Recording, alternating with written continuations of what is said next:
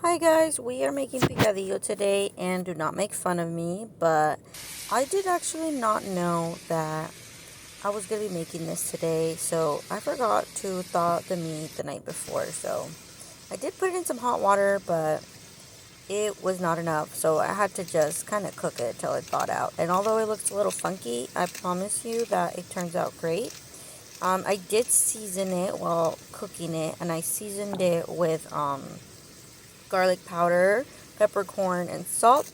And I'm cooking this on a low heat at like a 3, because we gotta make sure that it cooks all the way in the middle, so that the pieces on the outside don't like overcook and burn before we even get to the middle part. So yes,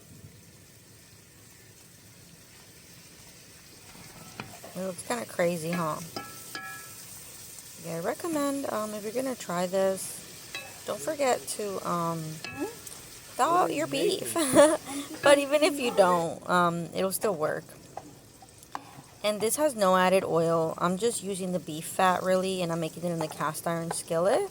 This is, I believe, a 93% lean meat with only 7% fat, but it gives us plenty of fat to cook with so that you don't have to add any extra oil. So now that it's a little bit, that the meat has crumbled and we got a lot of that fat right there, I'm going to start cooking the onion in the beef.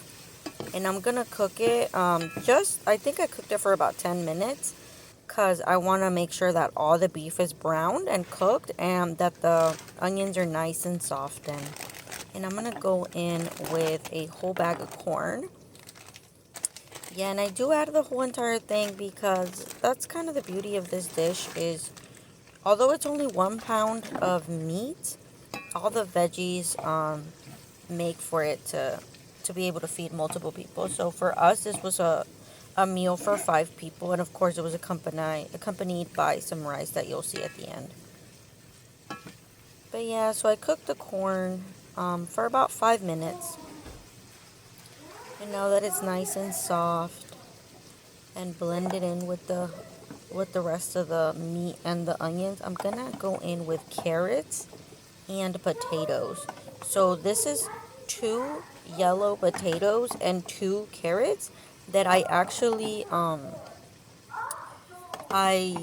peeled them, and then I boiled them, and then I put them in the dicer, and that's the same dicer I use to dice my onion. That's why you'll see a few of the onion pieces come on out.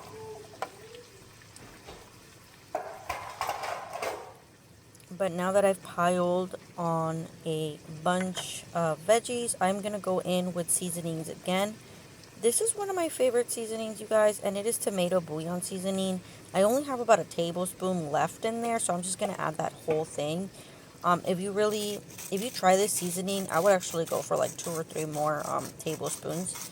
But if not, just at least start with 1. And then I'm going to go right in here with some sea salt. Of course, the garlic powder. And the garlic powder, you guys, it is so aromatic. Like, it makes it smell so good. If you have some crushed garlic you would like to add, you can add that too when you add your onion. And we got some peppercorn medley, which I love. I love this peppercorn medley. So now I am going to spend quite a bit of time, you guys, just mixing in all the veggies. I just like for it to be a nice, even, like nicely seasoned, like evenly seasoned. And all the wonderful veggies just nice and mixed. And the reason that you have to boil your you could boil or steam them. I mean, honest, some people even use cans. I've used canned veggies as well before, but the vegetables do have to be softened, the potatoes and carrots, because they won't cook. If they're raw, they're not gonna cook very well. You do have to boil them and prepare them before you add them. And like I said, you could use canned or even frozen ones, or you could just, I used fresh ones. I just happen to have boiled them. You could boil or steam them, however you prefer your veggies.